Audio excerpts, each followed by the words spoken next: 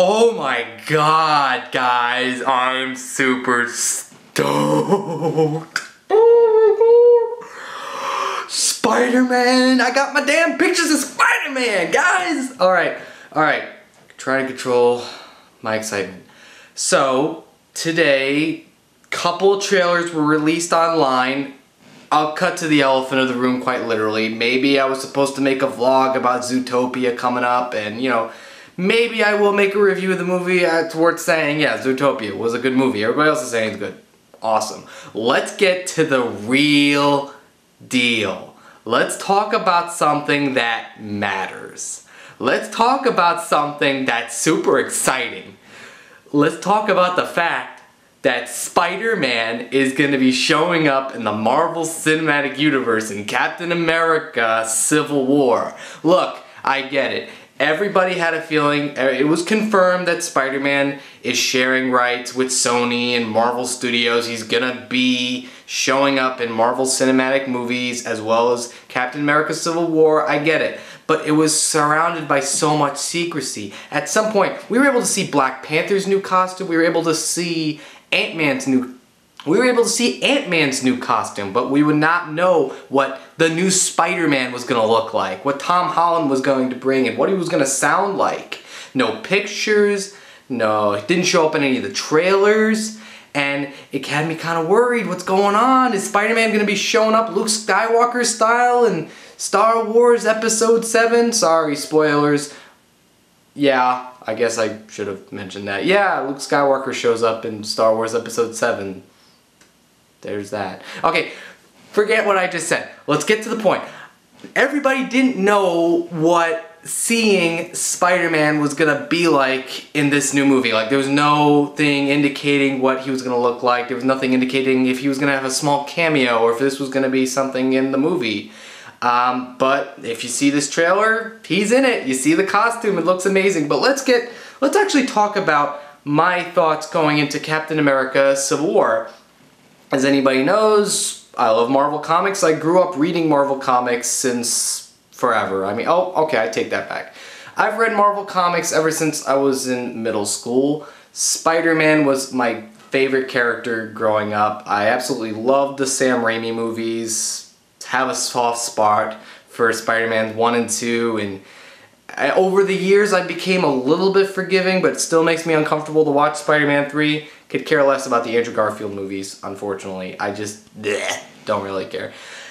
Anyways, all I gotta say is the Marvel Cinematic Universe perfectly captures what going into a comic book store is like, but in a movie theater. It gives you so much variety, it gives you choice. And I like that superhero movies these days is such a market where you can actually see any movie you want. It would actually be like walking into a comic book store. And we are seeing more variety. But either way, big fan of the Marvel Cinematic Universe. I got a couple movies I'm not too crazy about. Specifically the Iron Man sequels and the Thor sequels. But loved Captain America Winter Soldier. But I'm going to be honest with you. To have a movie about the Civil War storyline, or at least influenced by it, seems like a crazy choice. So much so, mostly because it's a recent thing. I'm almost certain Civil War was a comic book story that was being written while the Marvel Cinematic Universe was being developed, or at least Iron Man was actually getting in theaters. To my knowledge, at least. Someone could correct me for that. But all I gotta say is, I think it's an interesting choice to make a Captain America movie about Civil War. Only because Civil War was a big event comic like Secret Wars, or I'm trying to think about any other big title, House of M. It'd be like making a House of M movie, but chances are that would never happen because there are a lot of X-Men in that movie and Marvel Studios does not own the rights to a lot of the X-Men. I wish they could do a House of M movie. I'll be honest with you, that would be freaking awesome. Either way, all I gotta say is, I've been saying all I gotta say is over and over again in this video. You could really make a drinking game out of all times I say all I can say about this is, but either way, it'd be hard because Captain America is a character that's been around for such a long time that you could use other storylines, but more or less, the stories that are being featured for Captain America now are focusing on storylines that are fairly recent, like Winter Soldier. That's Bucky coming back from the dead was a big reveal after like 60 years. But there's a sequel, and that's the focus, is having Bucky come back. Now, it seems as if this new Civil War, not directly based on the Civil War of the comics, takes influence on the fact that there needs to be superhero registration, almost like Watchmen or The Incredibles. The fact that I got both those movie lists up is kind of funny. But regardless, superheroes need to be registered. It's clear that there's a lot of destruction going on, collateral damage due to superhero actions. And in the comics, it was a bomb going off that killed like a suburban town. But in this movie, they're using the events of the Avengers, they're using the events of Captain America, Winter Soldier, and Avengers Age of Ultron, where there was a lot of collateral damage involved, and now they feel having Thunderbolt Ross show up there from The Incredible Hulk is a nice little touch. Hopefully give him a little bit more character. Honestly, not nearly as good as Sam Elliott, but that's just me. Cool to see Thunderbolt Ross being the advocate for superhero registration. Of course, this causes a tiff between Captain America and Iron Man, only because Iron Man is seen more. It's interesting that dynamic is happening, only because wasn't it like Tony Stark was very much anti-government in Iron Man 2, where he's very much screw you, screw the government, I keep my suit, I do whatever I want with the suit. And even in Iron Man 3, when Rhodey was painting the War Machine suit like the Iron Patriot suit, he was just sort of like, yeah, you look like a far-spangled idiot or something. So it's interesting to see him take a stance for the government in this movie. But maybe that's something that's going to be explored in the movie, and that's not just going to be a minor plot point. Again, this is a trailer, but this final trailer that shows up, it just shows how awesome and spectacular these characters look in live action.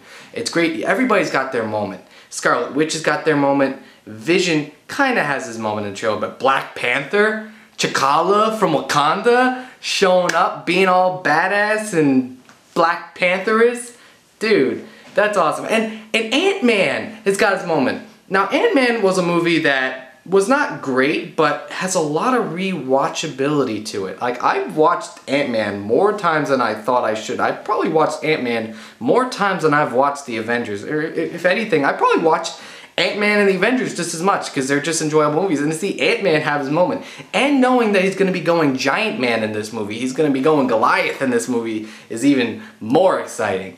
But like I said, everybody's got their moment to shine. There's some tragic moments in the trailers that are cool. But like I said in the very beginning, we finally get to see the big reveal of my friendly neighborhood Spider-Man from New York. Hailing from New York. Let me just say, I was at work. I was watching this trailer. I work with kids. I was watching this trailer while I was working with the kids. They were doing their own group and I was on the side just doing my own thing, kind of like on a little break. And I see that moment. I see that web hitting Captain America's shield, him whipping up the web and falling down, doing the superhero landing. I lost my crap. Like, every kid, he was looking at me. My legs were shaking. And like, all the kids are like looking at me like I'm having a seizure. I'm just like, listen, yo, everybody, come here, kids, look at this, Spider-Man showing up. Yeah, like I said, as I mentioned before, Spider-Man is a character I grew up with. It showed up in a time in my life where I felt like I truly needed it, and to see him show up in this trailer in his glory, and the costume itself is a nice throwback to the 1960s, to the Silver Age, where the album is not too large and the eyes contract and compress, almost like he's changing expressions. Now, a lot of people are like, oh, that's too much like Deadpool. Ooh, it looks too CG. Like, first of all, it's a trailer, so chances are they're still improving on the CG and it's still in post, so I wouldn't get too worried, bent out of shape over that. And yo, Spider-Man showing up in a Marvel Cinematic Universe trailer. Isn't that, and it's so exciting? I don't know, people have a reason to complain. But there's something worth noting about this trailer and about this movie that is very concerning. First of all, as I mentioned earlier, this is a Captain America movie. I hope it doesn't take away too much focus away from Captain America, because while he was a central focus in the Civil War comic, I feel as if by making it a Captain America movie, you should show Captain America and hopefully don't let him get overdrowned. This is kind of like the issue people are having with Batman v Superman. It's like, is this a Justice League movie or is this a movie between Batman and Superman? My gut's going with it being a Batman v Superman, like being a Justice League movie. And I'm kind of getting that impression from watching this trailer, is that why don't they just call this the Avengers Civil War or Marvel Civil War and not have to call it Captain America's Civil War? Because at least in Winter Soldier, even though you had some MCU characters show up, the main focus was Captain America. And the movie could have easily just been Captain America, Nick Fury and the Agents of S.H.I.E.L.D., but this was like a legit Captain America movie. But like I mentioned before, I'm super excited for this movie. This trailer really sold me. Before, I was like, yeah, okay, whatever. I was like J. Jonah Jameson. I want my damn pictures of Spider-Man. And guess what? I got them. And it makes me super happy to see Spider-Man show up. Before I go, really cool touch. If you look closely at the image, you'll see little pieces on his belt. It almost look like cartridges for his web shooters. That in itself would be a really cool detail. I hope they go with that. Anyways, like I mentioned before, really excited for this movie. A little bit upset, you could say. Like, if this movie going to be the last great comic book movie? Honestly, I feel like every comic book movie that's come after the Avengers has either been just as good as the Avengers, but not nearly to top the Avengers. I have yet to see a superhero movie top how great the Avengers was. And by proof of that, there is the Avengers Age of Ultron. So hopefully this movie shows that Marvel Studios still has some steam going, and hopefully shows that Spider-Man, we can get a great Spider-Man movie like Spider-Man 2 to come back. Like, for me, that was really depressing to see those Andrew Garfield movies, and now knowing that it's not so much in the clutches of greedy Sony's hands. Either way, like I said, super happy, super glad I got all that nerd steam out. Like, I don't know, man. I'm just super happy Spider-Man showing up in a Marvel Cinematic Universe movie. Anyways, I hope you liked this video. I hope you comment, share, do all that fun stuff. And I'll see you guys later. Take care.